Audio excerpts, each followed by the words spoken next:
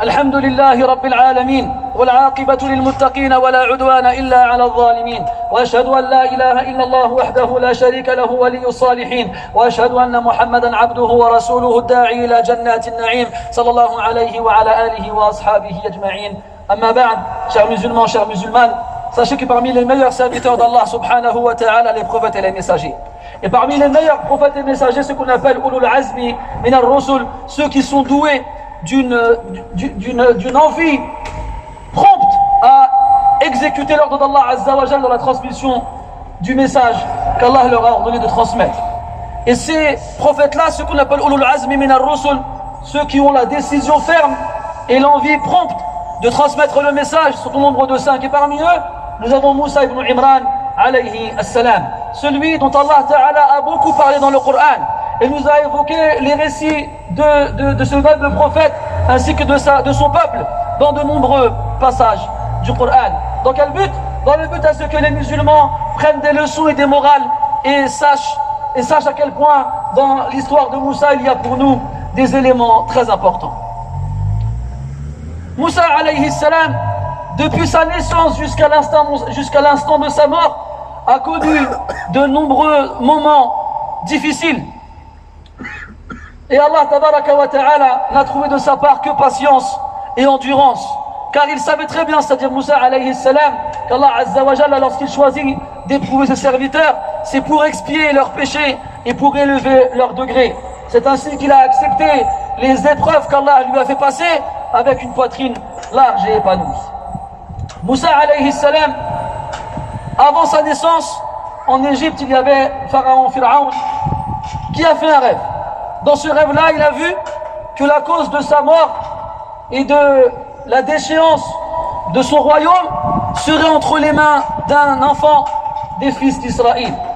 Et les fils d'Israël, à cette époque-là, étaient des esclaves qui travaillaient pour Pharaon et son peuple.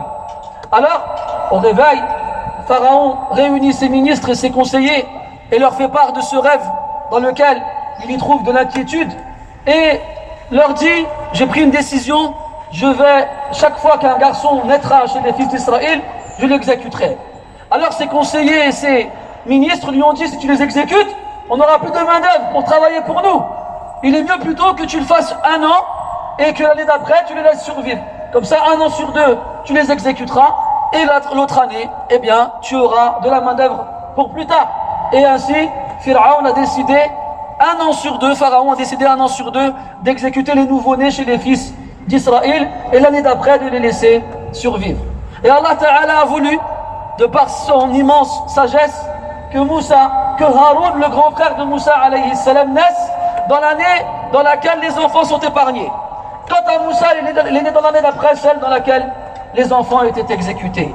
Et lorsque l'armée de Moussa était sur le point de rentrer dans la maison de la mère de Moussa alayhi salam, Allah Ta'ala a fait savoir à la mère de Moussa qu'il fallait mettre Moussa dans une boîte et le laisser suivre le courant du fleuve, du Nil. Allah dit dans le Coran: nous ordonnâmes à la mère de Moussa: allaite-le. Lorsque tu auras peur pour lui, jette-le dans l'eau, dans la mer, dans le fleuve. N'aie pas peur et ne sois pas triste. Certes, nous allons te le rendre et en faire un messager. Donc là, la mère, comme n'importe quelle mère dont le cœur est rempli d'amour pour ce bébé qu'elle a entre les mains, auquel elle vient de donner naissance, est entre deux feux. Soit elle le garde et les soldats rentrent et le tuent entre ses mains, ou soit elle le laisse partir dans un fleuve sans savoir où il est susceptible d'arriver. Mais comme c'est Allah qui lui a ordonné, elle s'est exécutée. Elle a mis le petit dans une boîte et l'a laissé partir avec les flots du fleuve. Où est-ce que l'enfant est arrivé? Il est arrivé entre les mains de celui qui voulait sa mort, Pharaon, qui était descendu avec son épouse et quelques-uns de ses proches, aller s'abreuver au bord du fleuve. Voyant la boîte arriver, la femme de Pharaon l'a saisie et se rendit compte qu'à l'intérieur il y avait un enfant. Et elle était incapable d'avoir des enfants, alors elle a proposé à Pharaon de le garder et d'en faire son propre enfant. C'est la famille de Pharaon qui l'a récupéré sans savoir qu'il sera la cause de leur tristesse et qu'il sera pour eux un ennemi. Sauf pour la femme de Pharaon qui a dit en le récupérant: quelle réjouissance du regard, quel bonheur pour moi et pour toi. Elle a dit ça à son mari. Son mari lui a dit: peut-être pour toi, mais pas pour moi. Et comme elle a été réjouie de récupérer cet enfant, et bien Allah tabaraka wa ta'ala en a fait une des meilleures femmes de l'univers en lui offrant la foi en échange. Bref, ainsi Allah ta'ala a sauvé Moussa de celui qui voulait sa mort en le faisant se réfugier chez lui. Et ainsi Moussa, un peu plus tard, a eu l'occasion de revenir chez sa mère et s'est occupée elle-même de l'allaiter. Et il faisait des allers-retours entre le palais de Pharaon où il grandissait et entre la maison de sa mère où il était allaité et éduqué. Plus tard, des années plus tard, Moussa devient un homme fort, brave. Et alors qu'il rentre dans la ville, à un moment où les gens ne sont pas présents, il remarque que deux hommes sont en train de se disputer. Un hébreu comme lui et un copte, un originaire d'Égypte. Alors l'hébreu, voyant Moussa, l'appelle à l'aide. « Hé Moussa, viens et secours-moi » Alors Moussa est venu au secours de son compatriote, et en voulant juste asséner un coup à leur ennemi commun, Moussa était doté d'une force exceptionnelle, et en un seul coup de poing, il l'a tué, sans vouloir le faire. Et lorsque le copte est tombé mort devant eux, Moussa se rend compte de ce qui s'est passé, et automatiquement il a demandé à Allah de lui pardonner. Il a dit: « Ya Allah, ça c'est l'action du diable. Certes, il est pour nous un ennemi manifeste. Ya Allah, je me suis fait du tort à moi-même, pardonne-moi. » Alors Allah il lui a pardonné. Et comme Allah il lui a pardonné, Moussa alayhi salam a pris l'engagement, en échange du pardon d'Allah azza wa jal, de ne plus jamais aider les criminels. Puis le lendemain, Moussa est encore dans la ville, mais cette fois il est effrayé, il est inquiet, il est angoissé, il ne sait pas ce qui risque de lui arriver après ce qu'il s'est passé. Et encore une fois, le même hébreu que celui de la veille se dispute avec un autre homme. Et encore une fois, il voit Moussa, alors il l'appelle à son secours. « Viens m'aider, viens, t'es un hébreu comme moi, tu dois te mettre de mon côté. » Et là, Moussa alayhi salam, il lui dit: « Non, innaka la rawiyyun mubin. Toi, tu es quelqu'un qui cherche des problèmes. Chaque fois qu'il y a une embrouille, t'es dans l'histoire. Je ne vais pas aider ceux qui sont dans les problèmes, quand bien même ils seraient de mon peuple. » Et lorsqu'il a voulu s'en prendre à celui qui sème le trouble parmi les gens, c'est-à-dire l'hébreu, alors l'hébreu s'est mis à crier: « Est-ce que tu veux me tuer comme tu as tué un homme hier? Tu ne veux pas résoudre les problèmes et tu ne veux pas être parmi ceux qui réforment. » Et à ce moment-là, un homme surgit en courant et en se dirigeant vers Moussa alayhi salam. Il lui dit: « Oh Moussa, les ministres sont en train de comploter contre toi pour te tuer. Enfuis-toi avant qu'il ne soit trop tard.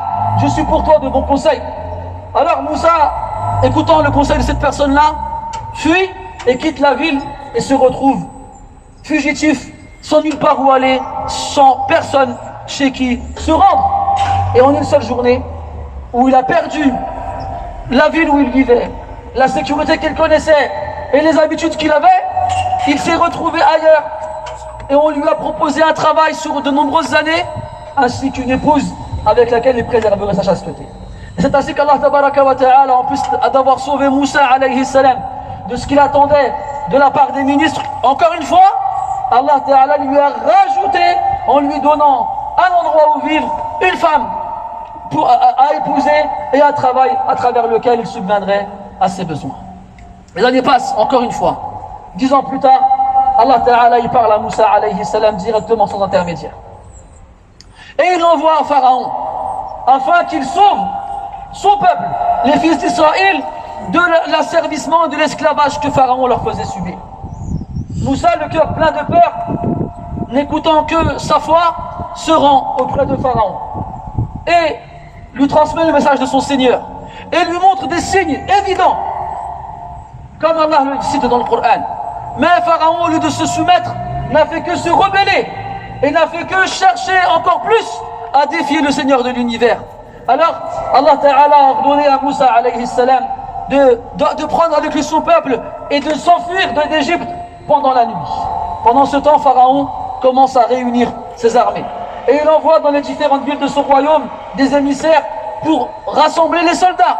Il leur dit: Inna haoula ila shirzimatun qalilun. Ceux-là ne ne sont qu'un petit groupe. Et ils ne cessent de nous irriter. Et pourtant, on fait attention à eux.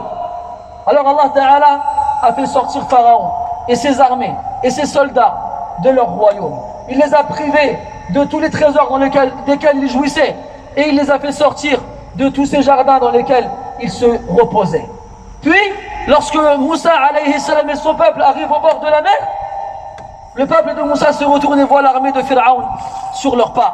Alors ils disent à Moussa, ils vont nous rattraper, qu'est-ce qu'on va faire? Alors Moussa leur répond, non, jamais ils nous rattraperont. Allah il est avec moi, il va me guider. Alors Allah Ta'ala il lui a révélé, il lui a ordonné de frapper de son bâton la mer. Et d'un coup, elle s'est ouverte en plusieurs passages dont les remparts étaient comparables à des montagnes immenses. Alors Moussa et son peuple suivirent chacun de ces chemins, un chemin pour chaque tribu des fils d'Israël. Puis Pharaon et ses soldats les suivirent à leur tour.